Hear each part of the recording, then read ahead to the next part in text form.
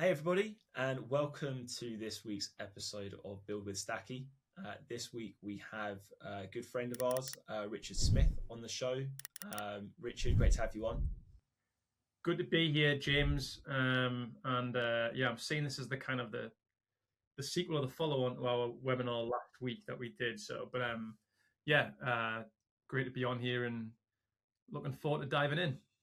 Excellent. Look, for those of you who don't know Richard, or as sort of Mark and Stu Ackers call him Richard Sales God on occasion.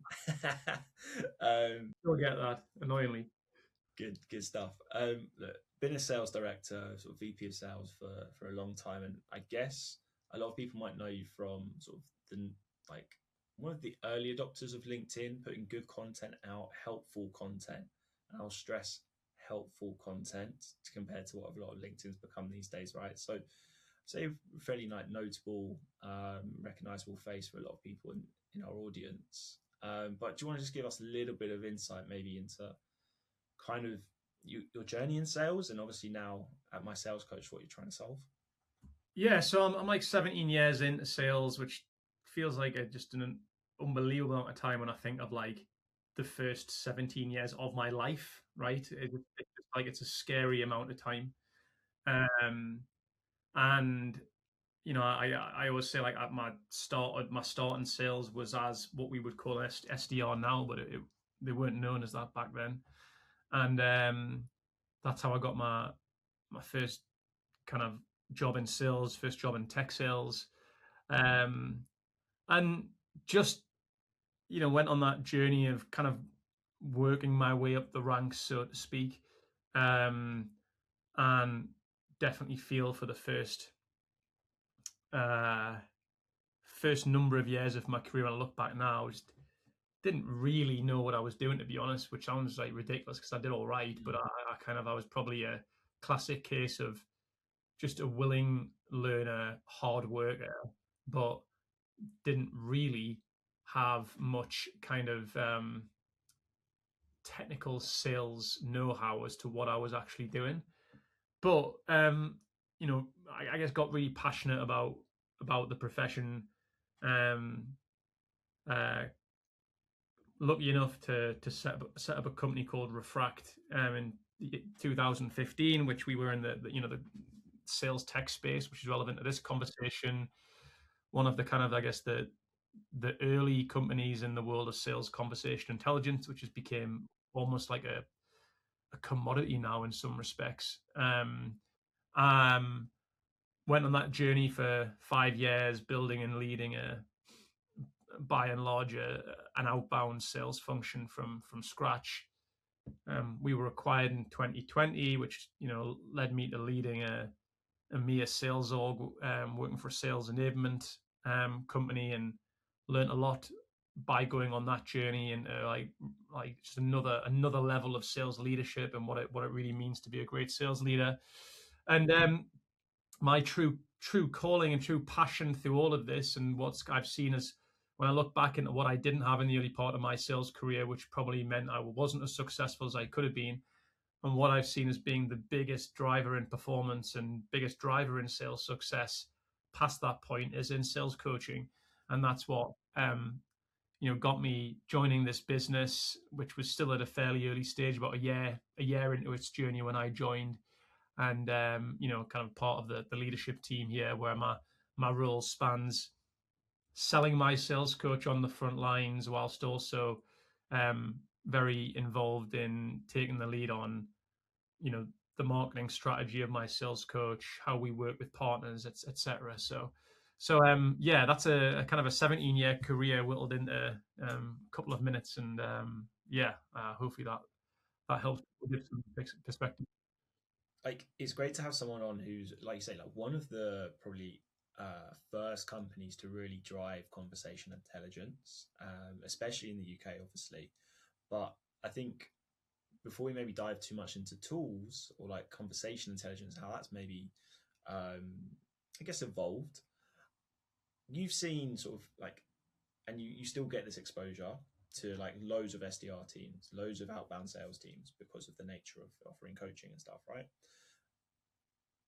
I think one of the things we see now, one of the hardest things that we see with our audience and the companies we work with is like everyone thinks tech is the answer, and they're trying to put tools in place, and there are a lot of great tools out there, and it's creating, in some cases it helps, but a lot often it's creating distractions, creating bloat, it's creating sprawl.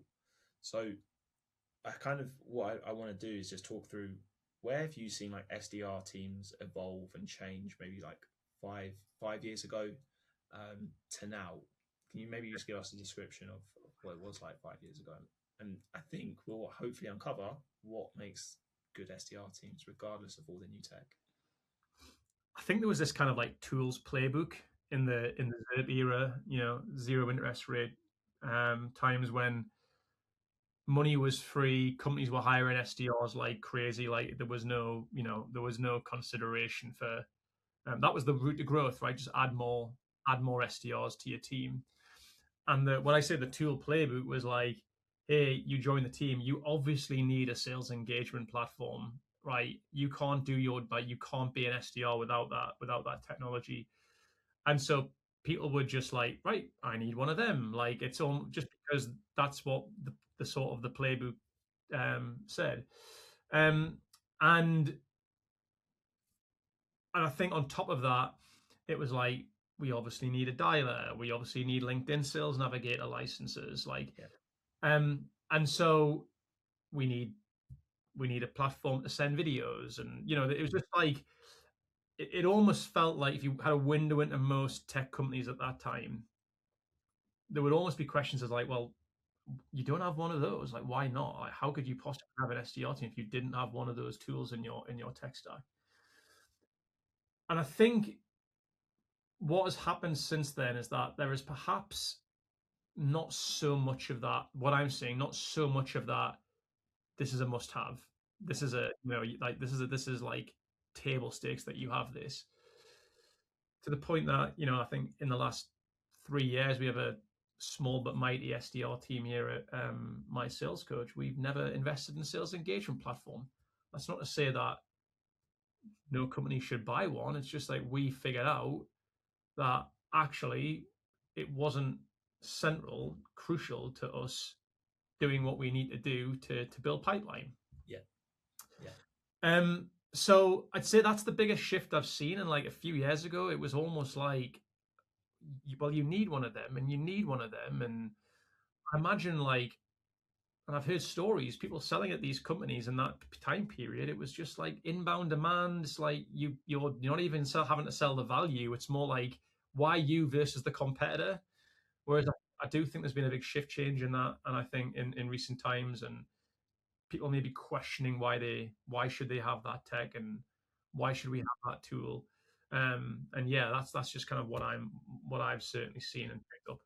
And that you're completely right. Like I remember, I guess when we met, you were at Refract, and I was at my old company, the SDR agency, Engage Tech. We just, it's probably similar to, I think, to your team at the time. We had CRM, dialer, a data tool. That was it. And you know, our team, our SDRs average like 20 meetings a month for like in like a hard market, IT prospecting and stuff. And then you went through this phase, and I think maybe a lot of the perspectives I have, because we never bought into like the big I guess sales industrial complex, people might call it, sort of cash grab, where everybody needed that they went through that menu of tools. So we need an SEP, we need a video thing, we need this, we need that, we need this. Because for us it was too much of a risk to actually try and implement it and slow things down for a few months, because our deliverables based on the appointments we're booking. So I think I managed to circumnavigate it a little bit.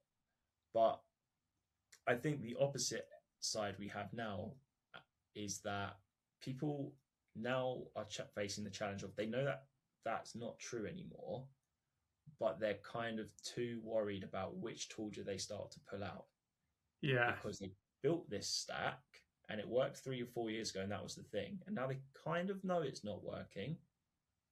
But to be the one that goes to their boss and say, hey, we're going to get rid of a sales laugh, we're going to get rid of a gong, and we're just going to use this and this, feels like a risk because they don't want to get it wrong. Yeah. Is that something you think plays on to like some of the difficulties that the sales leaders are facing at the moment. Definitely, because it only takes one person on a sales team of 10 to say, whoa, whoa, whoa, if you take that out, if you take that away, I can't do my job.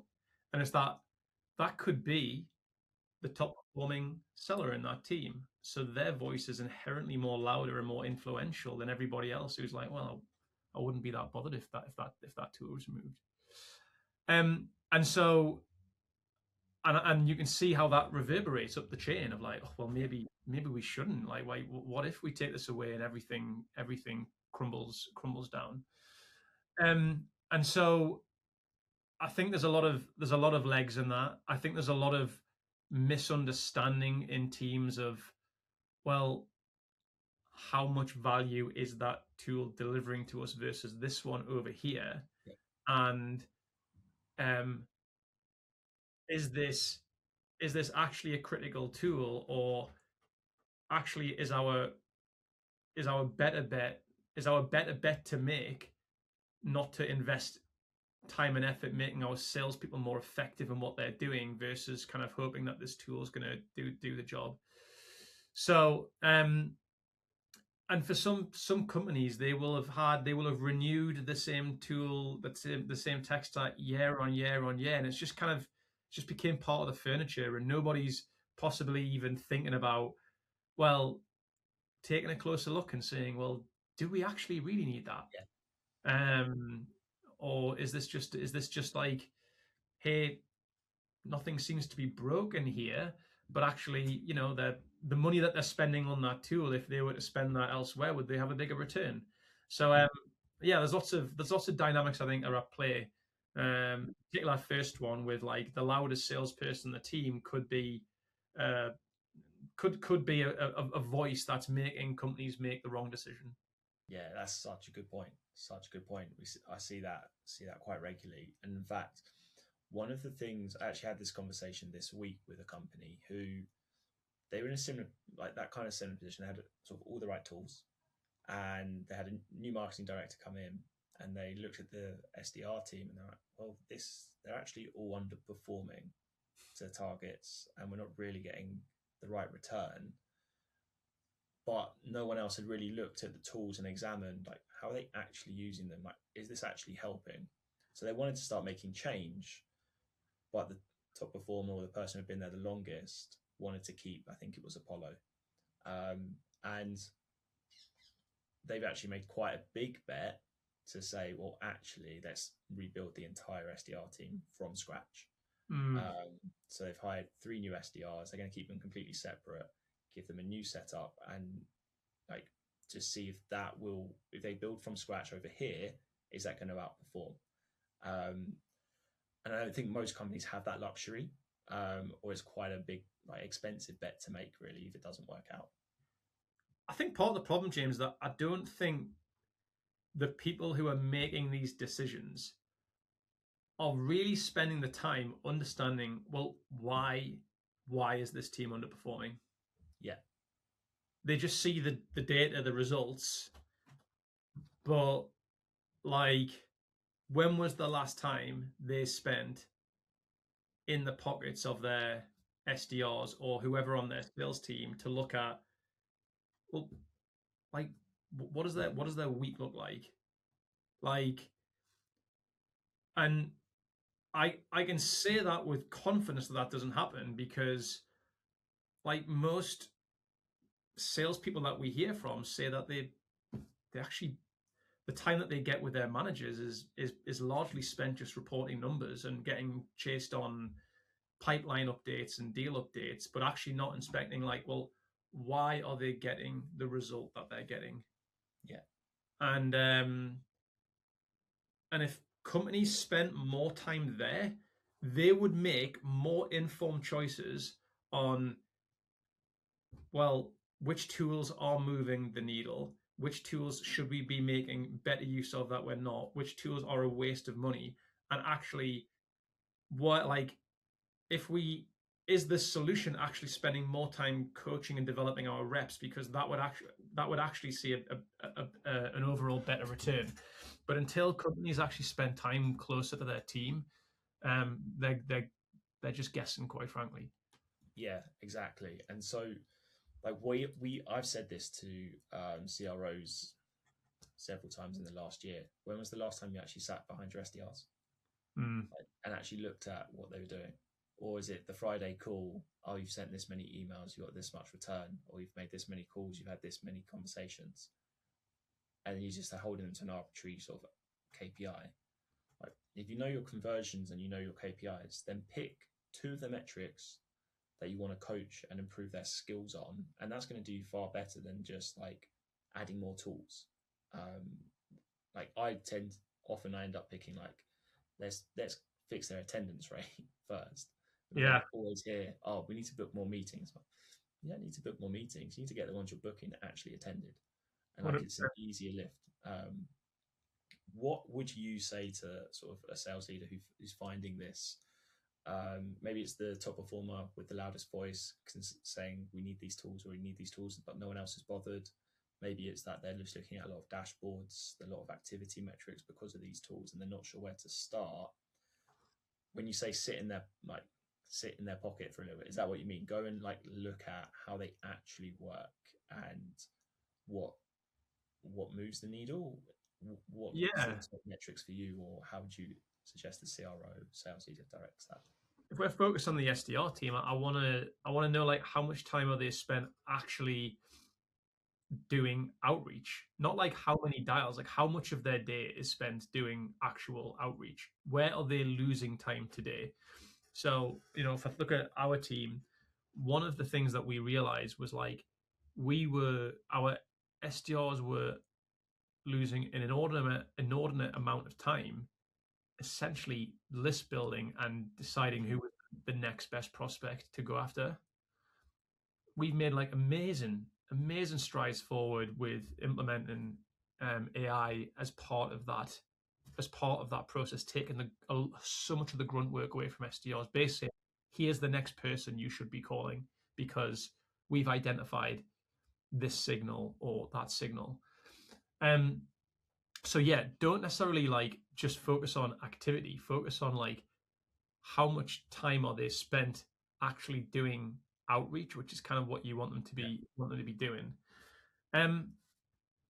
Understand like your top performer, if they are shouting louder about a certain tool, well, how are they using it? Get them to show you it. Compare that to someone on the team who isn't bothered by it, and say, well, what are you achieving top performer that middle performer isn't as a result of using this tool? Yeah. And then that's going to give you the answer as to, well, maybe we should keep that tool, but maybe we need to do a better job of like actually coaching our other people on how they should be better leveraging that tool as well. And then the next bit is when I say in the pocket, listen to their calls, review their outreach. Like, guess what? Like, that's how you figure out, do we have a capability issue here that needs coaching? You need to observe like what's the quality of output that people are doing, and it's not going to come from looking at a dashboard. It's just not. And particularly in like, I think that climate and that increase in sort of sales tech in the market, combined with people going to work remote and being more hybrid and stuff, has created this formula for like, it's quite easy to end up not talking to the SDR for a half a day, a whole day, a couple of days, in like the worst cases, right? And that just creates all like this underperformance, and it's not through anyone's lack of willingness or lack of like desire to improve. It's that we're just so disconnected now. I think there has to be more and more emphasis on leaders to be really proactive and do all the things you're saying, rather than before when you're in the office next to people. It kind of happened because the SDR sat there. Yeah, it's crazy, right? It's crazy when you paint it that way, because in most conversations I have with sales leaders selling MySalesCoach, yeah, at least on the top two biggest problems they're dealing with is lack of pipeline. And more often than not, it's lack of outbound generated pipeline. Yeah. And so if I said, so that's one of your top 2 biggest priorities is fixing that. And if I said, okay, the path to solving that problem is you need to spend much more of your time with your SDR team, how many of them would actually go and do that? I bet very few, because it would be like too busy, too many other things to do. Yeah, I'm like, well, hang on, you said this is one of your top 2 priorities. I'm telling you something that's one of your top 2 priorities, or even top priority, surely should require the biggest chunk of your time to solve. Yeah. But it's I remember having this conversation. I was actually coaching a sales manager at a fairly large tech company, and they told me that one of their biggest challenges in their team was pipeline. Mm-hmm. And I was like, okay, what could you do to help your team improve pipeline? And we went through the exercise and we established, guess what? Spend more time coaching my reps, listen to their calls, right? And they believed it. They believed in that answer.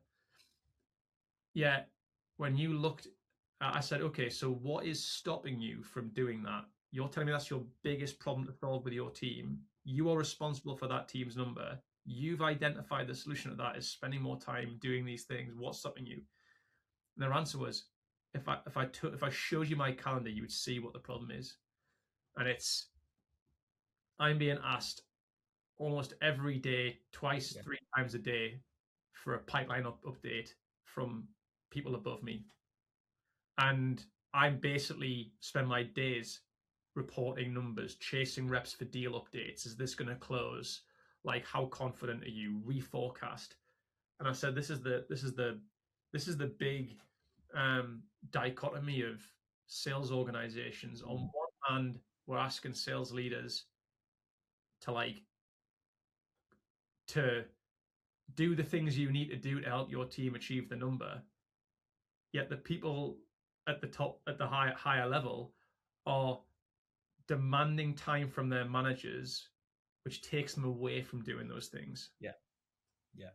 And it's crazy. It's the hamster wheel of chaos that companies will never ever get over until they give their managers the environment to do the things that everybody knows, everybody believes will be the thing that will mean that the number at the end will be better that gets forecasted. But we're prioritizing forecasting the number versus the things that's going to improve the number that we're forecasting. Yeah, such a good point. And then I think on top of that, like that, you mentioned that pressure from above. We see in the conversations we're having, like a lot of the conversations from above are, or the conversation that people start with us are, we have a really bad dial to connect rate, or we're not having enough conversations because we have a pipeline issue. And I say, okay, and so where's it coming from, and whatever. And somehow we end up back they want to take us back to, well, we've been being told to use AI, or can AI help with this? What about Clay, or what about, is it Claude? And like, well, let's just go back. Like, do you know how many conversations your reps are having every day? Do you know this? Do we know that? Like, we've got some dashboards, but I have to check. We'll just get you a decent dashboard and then just report back up the chain. But there's so much pressure from the top that they're being asked to become like tech experts to try and solve what's really a skill gap further down. And that is distracting for more time. It's confusing people. It's meaning you're just, like you say, just pointing at activity rather than looking at what's actually going to improve. It's funny, like you mentioned, like AI there, and that it's almost like companies are being told we need to use AI more, because that's what we're being told to do. But there's a lack of clarity on like where and why. It's like the fear of being left behind in the AI boom is so scary for so many companies. Yet the biggest problem that they could solve today is not by becoming more expert on using Clay. The bigger problem they could solve, the one that's the one that's going to move the needle far more than implementing Clay is making their sales reps more effective when the prospect answers the phone. Yeah. Like, and it's again, it's like the AI, the rise of AI has made people think in their head that that is the solution to changing sales results, when all the data actually shows that quota attainment is lower than ever before. Mm-hmm. Mm-hmm. So if we've made our reps more productive means that there's a better product for the same investment of time. Actually, that's not what we're seeing. Yeah, it's not at all what we're seeing, and I think it goes back to our previous point on try and like sit alongside your reps for a few days. Go back to like that basic fundamental. What does their day actually look like? Look at their calendar, then look at how they operate the system, how many tools do they have to click through, and all this type of stuff. And then you can go back to what your KPIs are meant to be, see what the differences are, and then realize, okay, people need coaching on this, this, and this. This tool is actually just distracting people. Let's get rid of it. This tool works really well over here, and that's where I think what I am sort of pushing with quite a few of our customers is that if we can get to a point where someone's done that exercise, and that's what we can help with, we can help people identify what's actually working, what's actually causing bottlenecks and distractions. You can then build with the right tools, help the right reps perform at a better level. Yes. And, you know, eventually that's what Clay did a really good job convincing everyone they need a go-to-market engineer. I don't think everyone needs that, but, you know, RevOps or sales ops can do a pretty good job of helping the right teams with all these tools that are out there now. And you just, once you get a good grip on the maths and you get back, like letting managers manage and coach, you can then have somebody else just, cool, actually, they're going to sort out all of the list building. They're going to sort out all of the signal monitoring. And that's just going to feed my best reps. So my best reps can have more conversations. I think that's the direction people are trying to go in, but they don't know where to start. That's what we need to get back to. Is exactly what you've just said there. Is that technology is the accelerator, but until you actually have the foundations in the right place, you're just accelerating the wrong direction. Like we've seen this ourselves. Like how we're using AI to like serve up, you need to call this prospect for this reason right now because we've identified these signals. Amazing, right? But if you call that prospect and you don't do a good job in the conversation, it doesn't matter. Yeah. Doesn't matter how good the clear signal was. But like you get those two things right, then that's when you're on for a winner. Hey, we've got great capability, behaviors, mindset, skills in our sales team. Now we're going to give them tech to remove the admin, to remove the wasted time, to help them be more productive in leveraging the skills that they have. But I think too many companies are prioritizing the tech stack or getting that in before they've actually looking at the foundation, the baseline that they're working with. Yeah, absolutely. And I think a part of that is people confusing like the tech that's in place. They're confusing that with the process.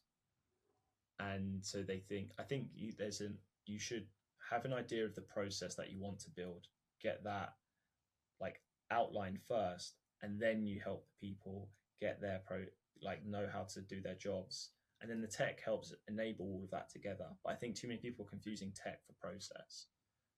I got a good example of this. Number of years ago, I bought Connect and Sell.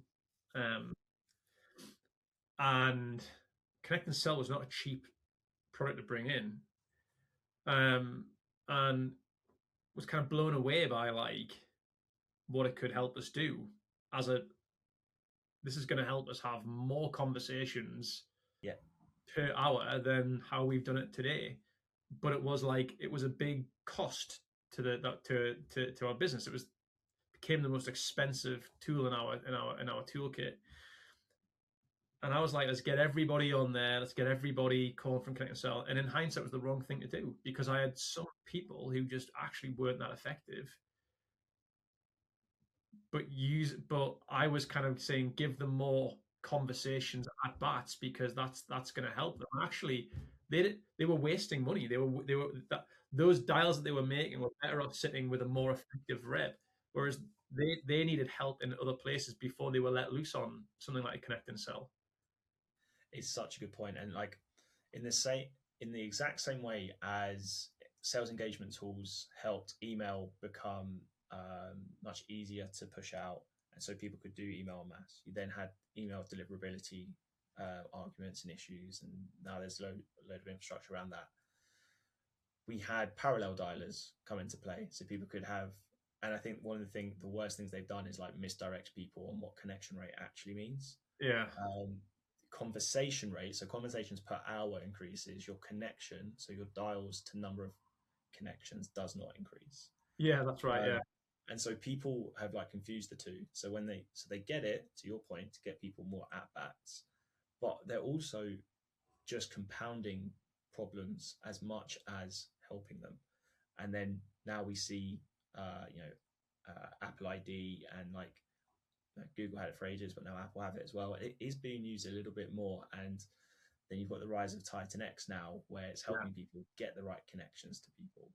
So that's, I think, the next big thing that people are going to start looking at. And I think the good sales leaders who value coaching their teams, like we're talking about, they really need to like consider are my team good enough on the phone, and have we got the right process and the right data before I even think about a parallel dialer?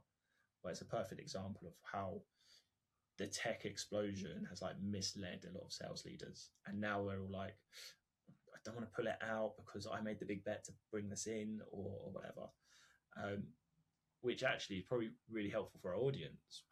Once you realized Connect and Sell wasn't necessarily in the right hands of all the reps, and you had some other, how did you not backtrack, but did you sort of hold your hands up and say, actually, we're going to adjust how we use this? Or what was that process like? Because I think a lot of people were scared to then put their hands up and say, actually, I don't think this is right for us. Yeah, I did. I had to go from this is something for the whole sales team to like, actually, I'm going to be selective about who gets access to this. And that was the right thing to do. But I made a mistake though, because I basically when I bought, I bought too many dials as they sold than I actually needed, and so I really spent more money than I actually needed. And it's, again, this is not to say that it was a bad tool to bring in. It was a great tool, but in the right hands of the right people who were coached well. But I think if I had my time back, I'd have been a bit more smarter and a bit more strategic in saying, maybe we don't need this many dials to feed this many mouths, all these mouths. Maybe we basically just put this in the hands of the people who are going to make the most use of it. There's this kind of like thinking and belief, I think, in the world of tools and tech stack, that we have to buy a license for every single person in the sales team. How many reps multiply this tool multiplied by how many reps have you got in your team? That might not be the most sensible thing to do. But we've kind of just been as buyers brought up to think that's what we should do. It's like sometimes at when I sell MySalesCoach, I sell to people, hey, maybe you shouldn't put your full sales team on MySalesCoach, because there's going to be some people who are going to embrace this and some people who just won't. I'm just going to tell you that right now. Yeah. And so why don't you give the people access to this that you know it's going to have the biggest impact on, and I can even guide you on who those people are. I've actually got little interest in you putting on someone into MySalesCoach who deep down I know is not going to get the full value because they're not coachable, they're not really embracing of it. And it means from my perspective, it's a much healthier sale to do, because I'm not getting people to buy something that I think is that they're wasting their money on. and I know that I'm probably going to deliver a better customer experience because we're going to be working with the people on their team who are most embrace it or need it or whatever it may be. Mm-hmm. It's a great point. A great point. And I think that's where more sales tech vendors need to like approach the market, because it shows real awareness. Leaders who are able to say that, oh, I need it for these people, these people are taking this approach, they're the ones who are going to have more time back in their diaries to then give coaching. Because if you buy a tool that for everybody and it's only like useful for half of them, you then just get more questions from the other half saying Absolutely. it's crap, whilst the top performer really likes it, and you're wasting more and more energy every day debating with the team. This is a good tool. No, it's not. Yes, it is. Oh, we should switch to this. Just get the tools for the reps that is going to help. We've jumped around a lot. I mean, we've spoken about a few tools there, and maybe your own experience about having bought a tool, which I think is really helpful and really topical at the moment. I want to let's dive into this build with Stacky piece. I want to understand just a little bit of the sales tech stack that you and your team are using today, as I'm sure it will be sort of reveal some of the stuff that we've spoken about. So where are you? I believe, to my knowledge, you're sort of on HubSpot. That's the main source of truth, right? Yeah, that's correct. What else have you got in place? And you don't have to go through it section by section. Call them Yeah. out as we go in. So I mentioned, like, from a signals perspective, we were leveraging Clay, and where I'm just looking. We're also, everyone has LinkedIn Sales Navigator. Again, that's a good example of, like, when I reflect on it, does everybody need a Sales Navigator license versus would they be better off having a LinkedIn Premium account? There's a question to answer there, but Sales Navigator. I think that's from what I can see on screen there. Ones. It's a good point on LinkedIn Sales Navigator. Not all your reps need it. Yeah. I really believe now that with the tools in the market, most people don't need Sales Navigator. And I haven't. People will say, "Oh, well, you started a business 3 years ago. You have to have LinkedIn Sales Navigator." I'm like, no, I don't. Like, we've actually got Claude feeding from Apollo, and it tells me all the hiring signals and the job moves that I need, and that just comes straight to me. And I can put, if I like it, I push it to HubSpot. That's it. I don't actually have to go on it at all. And I think for individual reps, it's not one size fits all. Absolutely. It's a good example of, like, maybe some people in the team do, maybe some people don't, right? Yeah. Data wise, we use from like a contact deals, Cognism, and Full and Rich as well. Yeah. I guess email data, like, again, we're using kind of Clay for some of that enrichment too. Yeah. It's worth mentioning. Intent, yeah, it's a tough one. Intent, like, I still feel like I'm not as, like, clued up on intent as perhaps some people are, but I know, for example, like, I see intent and signals as, like, quite similar areas. Like, hey, this person has this prospect is 2 months into their role, and we know follows our LinkedIn company page. I'm seeing that as a level of intent, right? Intent's on a massive sliding scale, right? 100%. And I think this is where, like, a lot of companies went wrong, and kind of, you used the example of sales engagement platforms earlier. It was the same with intent. Big companies like 6 Sense, Bombora sold everyone that you need intent because it tells you when people in your market are looking to buy. It's like, it tells me when people who might be in my market may have Googled or searched or visited things. That doesn't mean they're willing to buy. There's a big difference. Yeah, I think there's been maybe a bit of over marketing by some of those companies from my experience. But again, some of these are like a lot of these are very successful companies. They must have, like Yeah, they've got customers that they obviously work well with. From an engagement perspective, so this is kind of where I feel like we're quite different as an outbound team, is that we haven't necessarily felt the need to like invest in like a sales engagement tool. We yeah, haven't felt the need to create super smart sequences. In yeah, fact, like think of the old method of sequence. Like here's a 7-step sequence. For us, it's more about um, you know right contact, right time, which is driven by some of the signals that I yeah, was talking about before. yeah. Um, Interestingly, you put Quibbly there on video. So I Yeah, actually, I actually put like for a long time, I was like, it really annoys me how I can only send like videos on LinkedIn through my phone, and then I can't remember who it was. Someone like messaged me saying, "Have you heard of Quibbly?" yeah, And I just paid for it out of my own pocket. Like I was like, I'm just going to buy this for myself, yeah, and so I actually use that from a just on a personal level. Nobody else in the MySalesCoach sales team, I think, has a license for Quibbly, but that's because you're missing a not trick. everybody's sending videos on LinkedIn and all the rest of it. But I that was solving a real problem that I'd talked about for a long time. Yeah, So like for anybody who's got like a decent LinkedIn presence and is using it well, not we're not talking about automating a load of messages out, same as as an engagement platform, but Quibbly allows you to from your desktop send a voice note, send a video. You don't have to go back to your phone, and I've seen yeah, reps doing that. Go back to their phone to do it, and then they come back to the screen. Just download Quibbly. I think it's like great. £12 or something a month. Honestly, if you're doing videos and voice notes on LinkedIn, like it's just get Quibbly. Like a big shout out to Yeah. Quibbly there.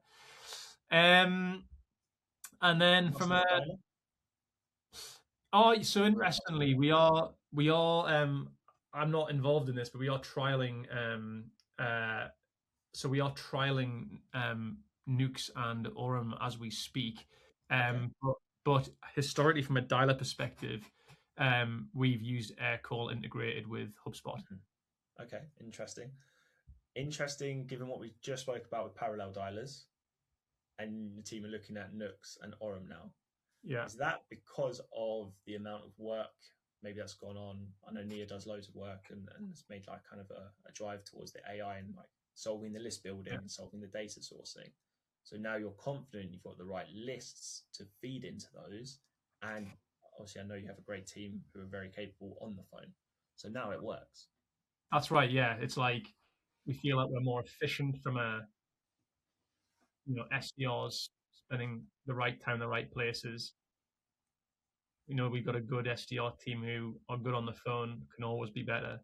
Yeah. Uh, Now it's like, okay, how do we now amplify that? And that's why it's only now after 3 years that we're looking into that, because it's like we want to get everything else in the right place. Yeah. Um, Excellent. and then yeah, I think from just if I look down like the phone, I mentioned like we got Aircall integrated with HubSpot, um, and I'm not sure if they're on there, but we use Gemini as like our call intelligence Yeah. Great uh, tool. platform. Great tool. Was on there until recently. We haven't don't speak to enough people that are using it, to be honest. Yeah, So he's trimmed this back a little bit, as we want to only have tools on here that we actually have yeah, used and have like a deep understanding of. So we trimmed it back a little, but great tool. yeah. Um, And I think from an email perspective, mm, I actually don't. I know that we use some kind of I think it's called Allegro, um, ALLEGROW for like inbox mhm. deliverability Yeah, insights, making sure that when we're sending emails, they're actually going into like um, live inboxes. yeah.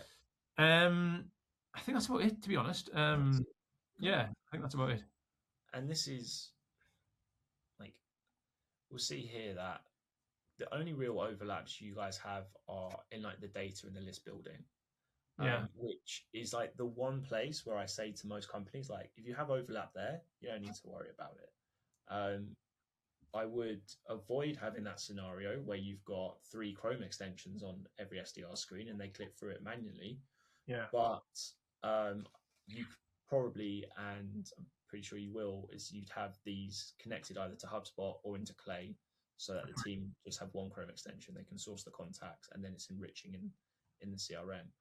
But this proves out everything you just spoke about. There's multiple data tools, but other than that, you haven't got lots of other tools causing overlap, distracting the team, causing more bottlenecks. So it's no wonder that you're now in a position where you can get the right list of people and explore something like a power dialer, because you've put in so much work into coaching the team, which is only going to get easier and easier for you as the MySalesCoach platform itself develops, right? Yeah, and like, you know, I've got no doubt that there could well be other tools and technology that could help us even further that we've just not even explored yet. But I'd say that I'd like to think that I've like learned a lot of lessons in the past of like getting in the right stack, of not being bloated, of getting the foundations right, of not feeling like you need to have this tool because everybody has one in place. Um, and I think that's the way that companies should be thinking about things. Absolutely. Richard, great to have you on the show. Great to see that, you know, the stack you're giving the team proves out everything you are talking about, and, you know, helping people focus more on coaching going forward is going to be the thing that will build pipeline, and tech is just an enabler of that. Where should people go to sort of keep up with everything you're doing and my sales coach team? Yeah, so you know, you go to our website mysalescoach.com. We've also got a really active LinkedIn company account, so give the page a follow. I'm very proactive on LinkedIn. I also about 6 months ago, started writing a weekly newsletter called Sales Coaching Conundrums, which I literally am publishing an entry every week, which is really driven from, you know, experiences that I've had doing the job, experiences coaching salespeople, experiences hearing from the front lines from sales leaders on what some of the biggest challenges are. I think when it comes to coaching and real sales team challenges today. So yeah, if you take a look at some of those, take a look at the newsletter and subscribe, and it seems to be going down quite well with some people. So Excellent. Great stuff.